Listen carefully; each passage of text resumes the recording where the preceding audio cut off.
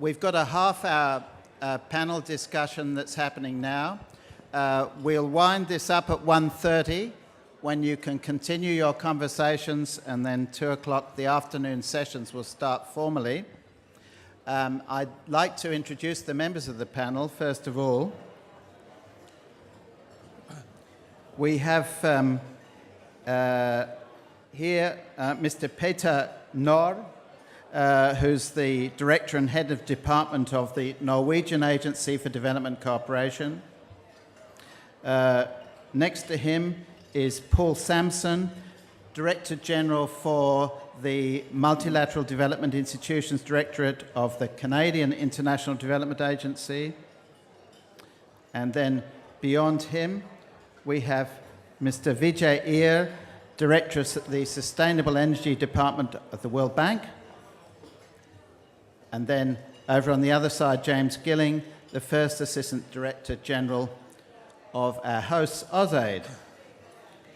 I'm going to ask some questions, and the panel is going to join in a discussion. And if we have time, we'll ask for questions from you, the audience. The first question I'd like to ask is, what are the donors doing? We're talking here, chiefly we're hearing from donors.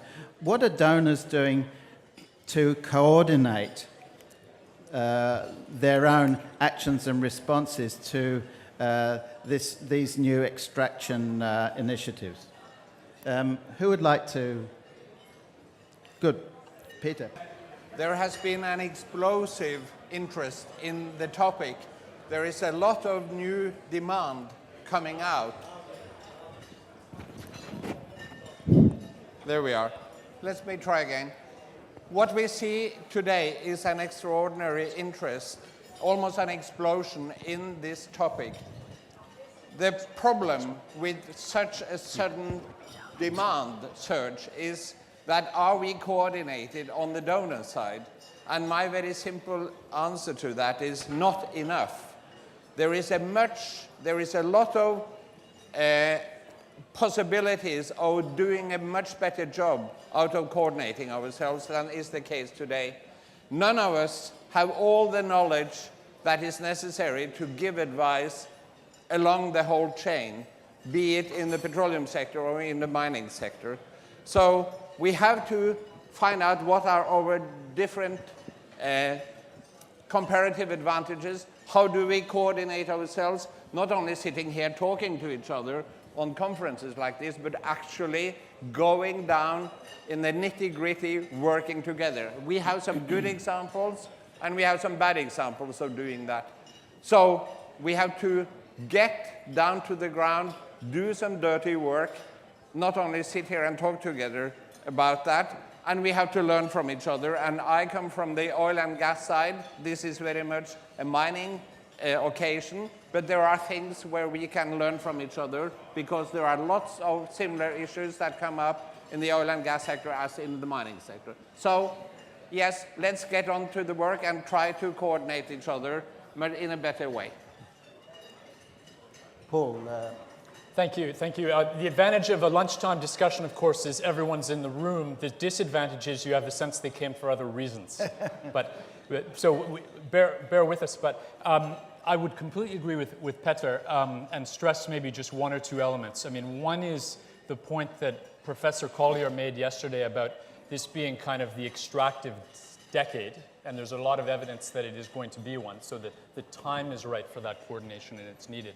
The second point would be the essential kind of bottom-up. We heard a little bit about that over the last 24 or 48 hours, but the country-driven element is important for us, that it is going to be owned and driven by the countries themselves that are receiving this kind of assistance. And there are a few examples out there that we think could generate some additional momentum here, and I would just mention one, which is the Intergovernmental Forum on Mining, Minerals, Metals, and Sustainable Development, which includes 45 member countries. So it's that kind of platform which we think can potentially launch this coordination a little bit more the way it needs to go. Thank you. you want to join in? No? Sure. Yes, James.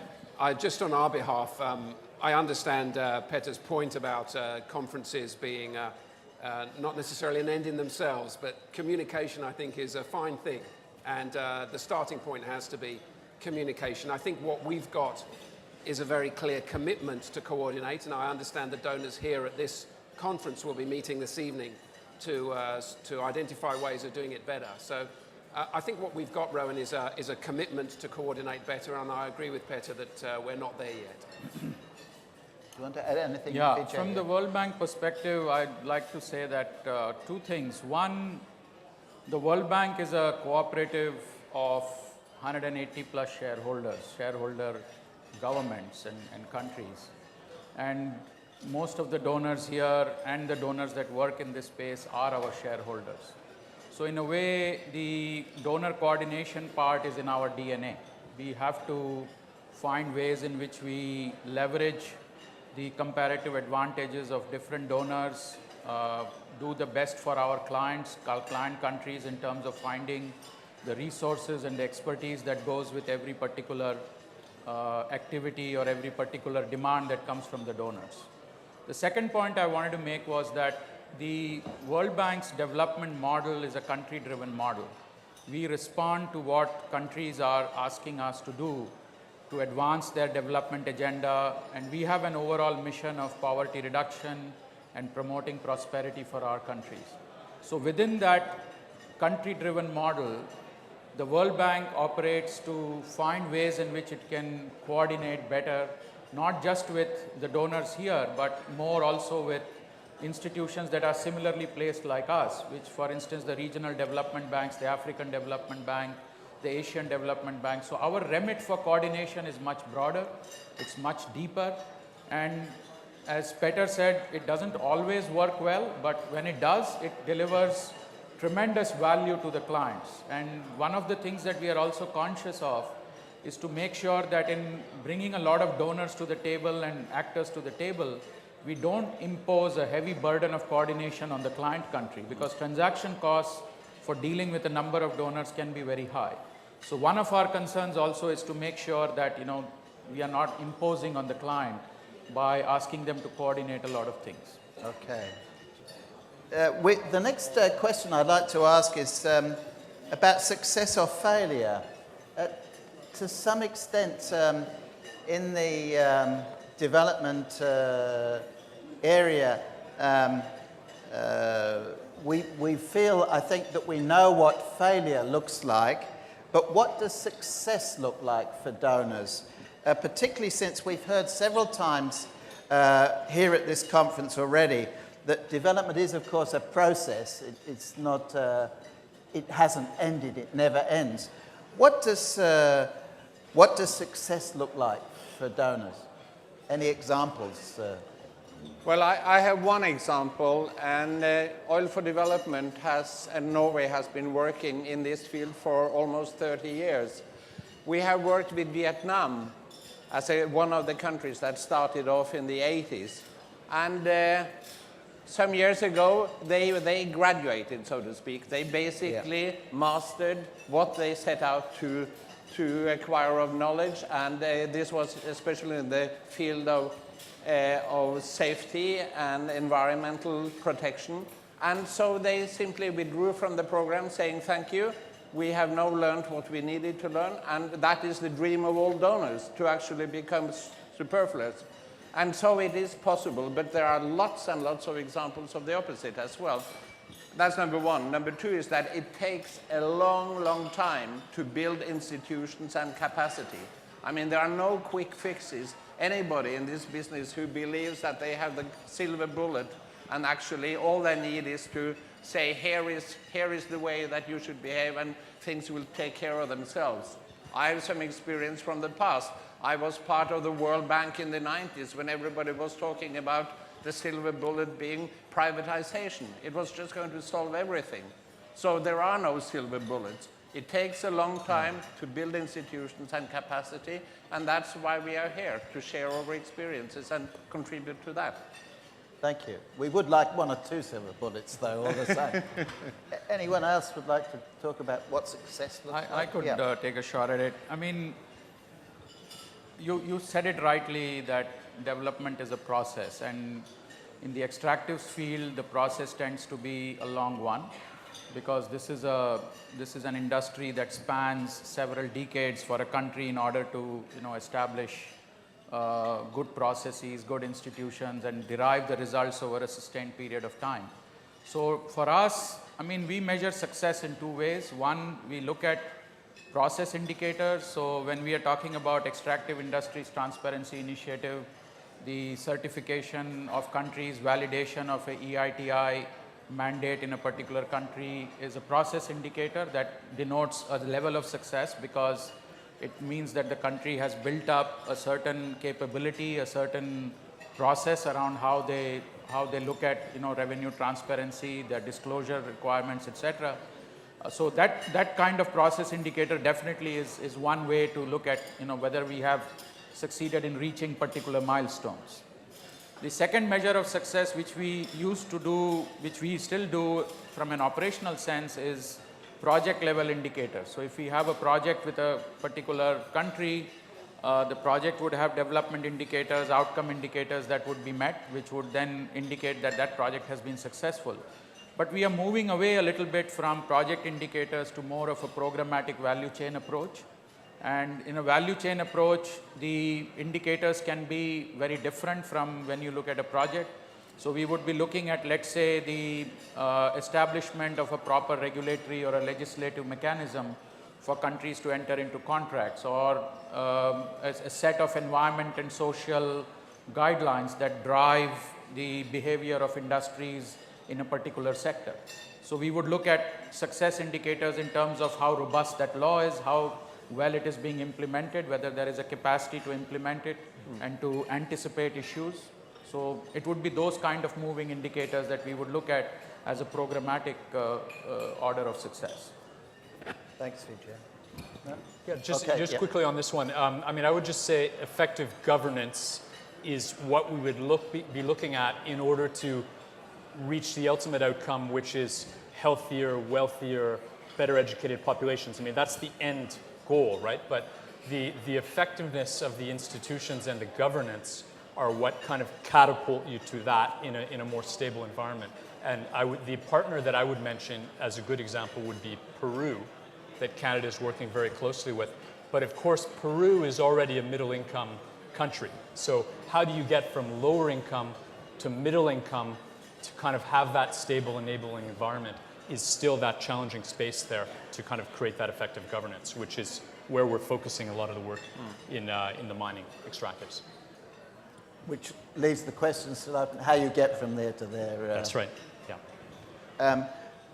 I'd like to move on to asking about, since we've got representative of the World Bank here, how will you guys feel that multilaterals are aligning with donor activities in this extractive sector? You guys are coordinating, we heard amongst yourselves. How well is that working with the multilaterals, with World Bank, Asian and African development banks and so on? So if I can kick off the conversation.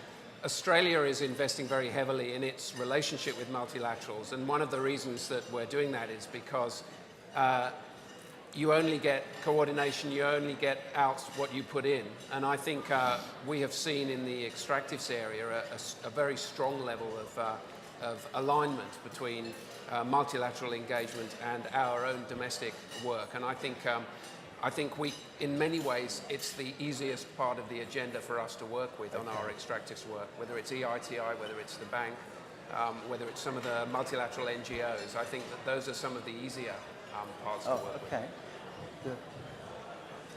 Let me take Yes, one Peter. example, and that is Ghana, where the World Bank and Norway has worked extremely well together, exactly as I said, by defining what should the different actors do in this cooperation, not as a general sort of talking, but really dirtying your hands on saying, you know, you do this thing, you do that thing, and that, in my view, is the only way to actually get to some successful cooperation between bilateral engagement and the bank. And it has worked. Of course, it's a struggle.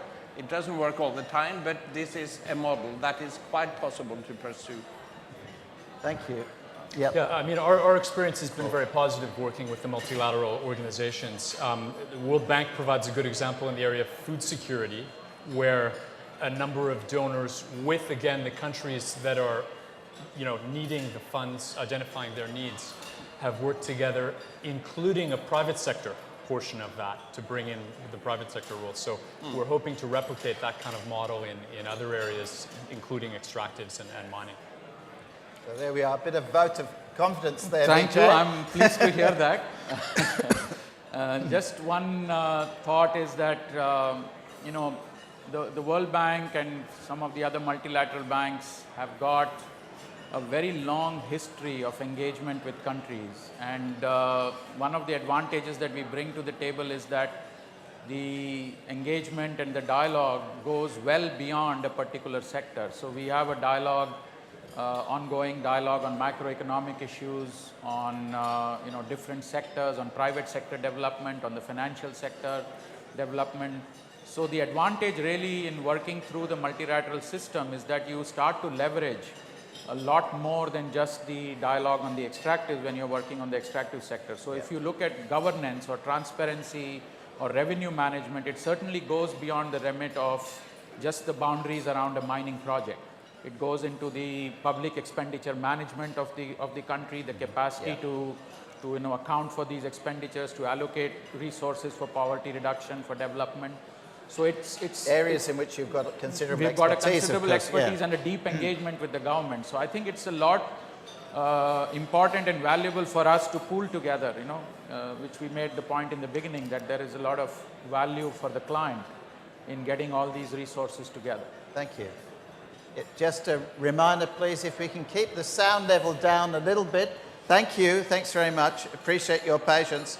The private sector. I'm wondering how donors are managing their interactions with the private sector. Not a large representation of the private sector at this conference, and I wonder if there's still perhaps a degree of mutual suspicion between the two sectors. We heard this morning from the chairman of the OECD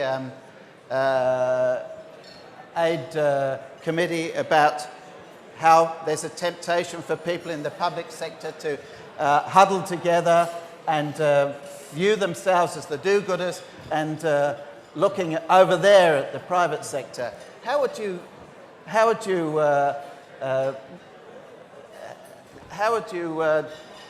consider the relationship between donors and private sector, and where are we heading in this relationship? Well, let me kick off, Rowan. Yeah. The Australian Aid Programme has got a commitment to work with the private sector, which was emphasised in our recent review of effectiveness, which did exactly what you said. It said we have fallen into that trap of not having strong enough links. I actually think there's a pretty good representation of the private sector around this table. The point is we don't have natural opportunities to get together, so we have to manufacture them. And of course we have to build our capacity to work with each other. But here for AusAid, we've started to have a series of regional conversations with private sector. I was at one in Indonesia about 3 weeks ago where we had about 50 members of the Australia-Indonesia Business Council together. And we're driven very much in Australia by a value for money agenda, which has a very strong overlap with the private sector as well, not only in terms of what the private sector contributes to growth within the countries that we're working in, but also in terms of how the private sector can help us deliver our aid program more effectively. Okay. Thanks, James. Yes, Peter. The private sector is, of course, absolutely necessary to get development going. I mean, there isn't a single doubt about that. I've been working on this on two levels. I've been working on it through the clean energy initiatives, where this is absolutely manifestly true, that there is no way that you can have a clean energy agenda unless you actually do work with the private sector. No, in the oil and gas sector, there is something special which has given the Norwegians a kind of separate discussion along how all the time the main discussion in Norway about oil for development is, are we really a front for Statoil? That's really the only discussion that is in town. And in many ways, we have taken the consequence of that, of saying that there is a Chinese wall between big upstream oil companies and ourselves. And in the oil and gas sector, this has to do with the huge amounts of rent, the negotiating discussions between the division of rent between the international oil companies and including Statoil and governments.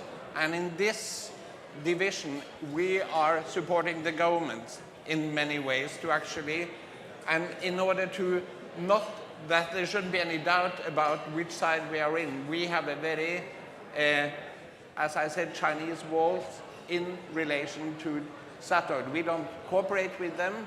They are doing their own things, and we are doing our own things. So there are special things in the oil and gas sector that has led us to this decision.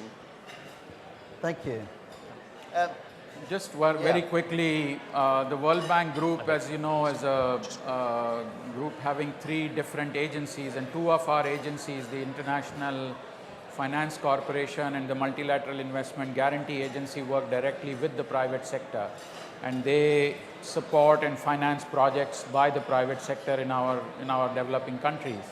So we, and also the bank itself, has got instruments and engagement measures for engaging the private sector and getting their input into our development initiatives. So it's very much a strong element in our development dialogue and making sure that we are reaching out and engaging the private sector at every activity. I think Thanks very much. Yeah, Paul. I definitely need to come in on the private sector. I think over the last couple of years, there has been a realization in the development dialogue that the private sector really needs to be brought in more concretely. It's been out there assuming the private sector is kind of doing its thing, but now there's a more concrete link.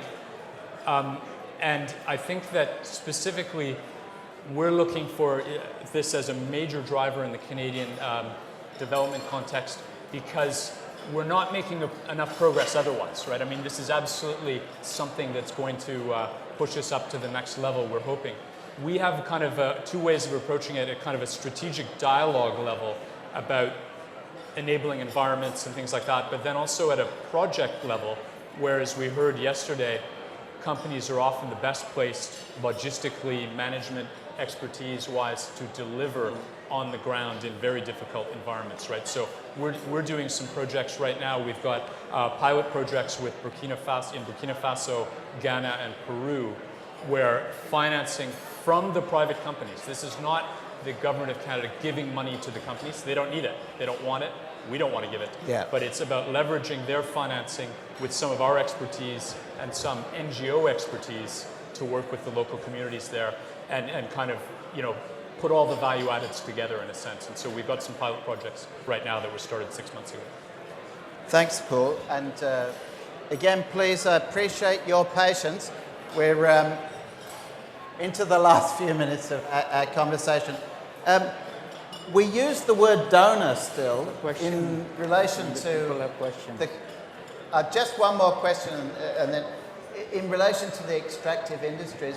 But it seems, when I hear what people are saying at this conference, it's not a matter of money, is it? It's not actually giving money that's important. I think in the public's mind, agencies and donors, this is to do with delivering money. But we're into another paradigm here, aren't we? We are in the paradigm of sharing experiences. There are about 40 countries that have come to us, 40 countries that are actually lining up saying, what is your experience? Share it with us. We are not here to get money from you.